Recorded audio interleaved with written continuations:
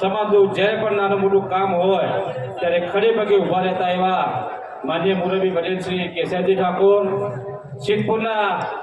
પૂર્વ ધારાસભ્ય અને પાટણ લોકસભા હમણાં લડી ચૂક્યા એવા ચંદનજી ઠાકોર, બીજા જ હમણાં આપણી વચ્ચે ઉપસ્થિત થયા કોંગ્રેસના ધારાસભ્ય 108ની જેમ કામ કરતા સમાજ માટે હંમેશ ચિંતા કરતા એવા અમૃતજી ઠાકોર, અહીંયા પધારેલા સૌ મંચસ્થ અમારા મોભીઓ, ભાઈઓ, બહેનો, વડીલો, ઠાકોર સેનાના મારા સંઘર્ષના સાથીઓ કહી શકાય કે 15 વર્ષ પહેલા ગામડે ગામડે ફરી અને આ સમાજની અંદર જાગૃતતા લાવવાનું કામ કર્યું છે અમારા સંઘર્ષના સૌ સાથીઓ, ખૂબ મોટી સંખ્યાની ઉપસ્થિત આ વિસ્તારના સૌ આગેવાનો. અહીંયા તમે બધા જાણો છો એ મુજબ આ વિસ્તારની અંદર બનાસકાંઠા જિલ્લાની અંદર જે સમાજની એકતા અમને જોવા મળી રહી છે, કારણ કે અમે બધા મહેસાણાથી આવીએ છીએ અને બનાસકાંઠાની એકતા, એના પછી બીજો નંબર પાટણ, ત્રીજો નંબર મહેસાણા અને પછી ગુજરાતના કોઈ પણ ખૂણે જશો તો ક્યાંક ને ક્યાંક તમે જોયું છે કે આ 3 જિલ્લાની એકતા જોઈ અને લોકો આપણી પ્રેરણા લેતા હોય છે કે ઉત્તર ગુજરાતનું જે સંગઠન છે ઠાકોર સમાજનું એવું બીજા જિલ્લાઓની અંદર નથી. ત્યારે આજે બનાસકાંઠાની અંદર આખો સમાજ જ્યારે ભેગો થયો હોય ત્યારે આપણે બધા જ આપણા આગેવાનો આપણને માર્ગદર્શન આપવાના છે. સમાજની અંદર તમે બધા જાણો છો કે હરણફાળ ટેકનોલોજી,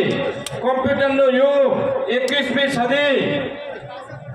આ જમાના સાથે જો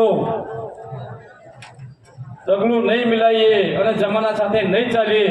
તો આવનારા દિવસોની અંદર આપણે બધાને ખબર છે કે શિક્ષણ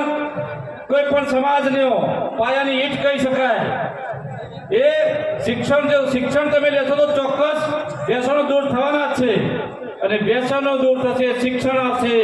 તો એકતા પણ આ સમાજની અંદર ઓટોમેટિક આવી જશે. સાહેબ, આજે સામાજિક આપણા આગેવાનો ભેગા થયા છે, પાર્ટીઓના કેસ ગેટ ઉપર મૂકીને આવ્યા છે અને સમાજના તાતણે બંધાવવા માટે થઈ, સમાજને એકતા લાવવા માટે થઈ અને તમે જોઈ રહ્યા છો કે સમાજ જેના આગેવાનો જે એક સ્ટેજ ઉપર બેઠા હોય, એક હરોળમાં બેઠા હોય તો તમારે કોઈ અંદર કોઈ જાતની ચિંતા કરવાની જરૂર નથી. જ્યારે પણ જરૂર પડે ત્યારે આ સમાજ એક થઈ, સમાજના આગેવાનો એક થઈ. સાહેબ, મને ખબર છે કેશવજી સાહેબ 2017 પહેલા ગાંધીનગરની અંદર કોઈ પણ પાર્ટીના મોટા નેતાએ દિલ્હીથી ગુજરાતની અંદર પગ મૂકવો હોય ને તો ઠાકોર સેનાને પૂછ્યા વગર પગ નતા મૂકી શકતા. એવો માહોલ બનાવ્યો હતો અને એવો ને એવો માહોલ ફરીથી આ સમાજ ભેગો થાય એના માટે થઈ અમારા મુકેશજી કેશવજી ઠાકોર જ્યારે આ આટલું સરસ આયોજન કર્યું હોય ત્યારે અમને એ બોલાવી આ સમાજના મોભ તરીકે